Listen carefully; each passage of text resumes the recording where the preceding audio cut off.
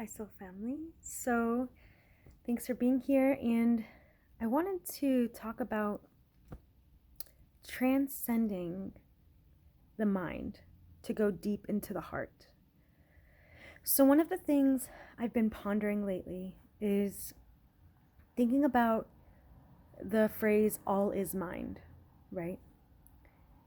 And I'm sure you've heard that before, but in case you haven't, so when we say all is mind, it's acknowledging that everything is a construct, that the world is an illusion, that whatever we think, so it is, right?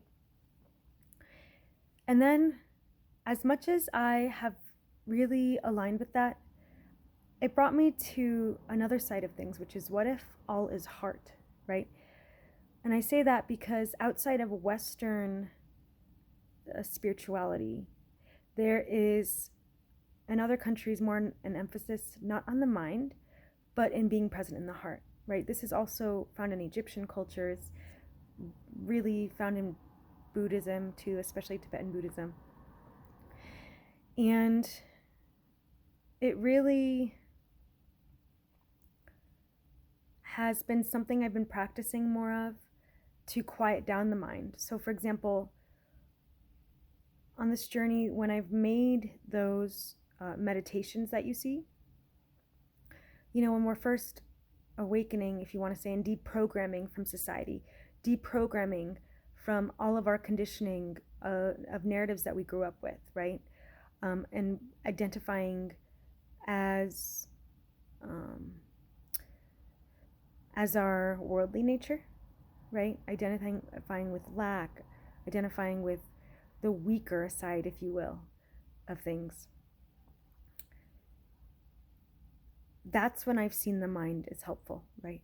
To assert and plant the new seeds, like Neville Goddard talks about, and to strengthen the vibrational resonance of those opposite mindsets, right?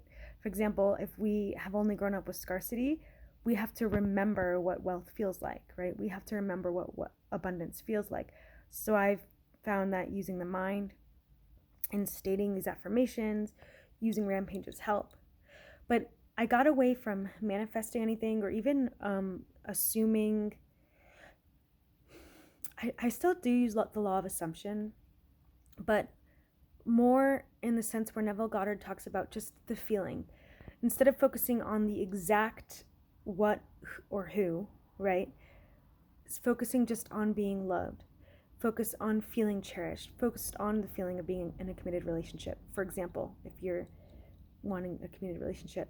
Basically, I've learned that when we surrender the heart, when we surrender the mind to the heart, so when we're not selective in the outcome, like to the specificity of the outcome, but we're dwelling in the heart of embodying the vibration, that's giving infinite intelligence and divinity the full trust. Like completely surrendering because we know our highest self knows what's even better for us than our human mind, right? So then where our heart is working with the infinite mind is the awareness, is the pure consciousness that obviously sees way outside of this world, sees what we do not see, right? It knows of different dimensions, it knows of the different timelines, if you want to call it. And so it knows what's best for us. And so I wanted to share this because if you've been like wrapped up in manifestation or wrapped up in the law of assumption, wrapped up in specific outcomes, I have found it can be very taxing and very exhausting, right?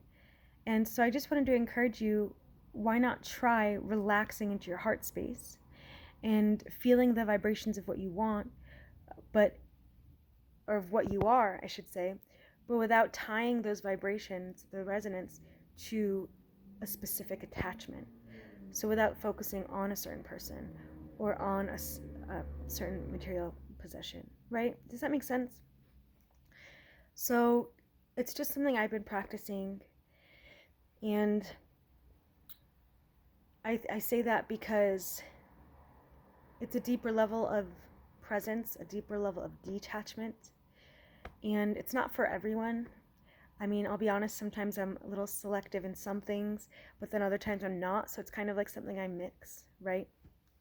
Um, but, and there's no right or wrong, right? You're the creator.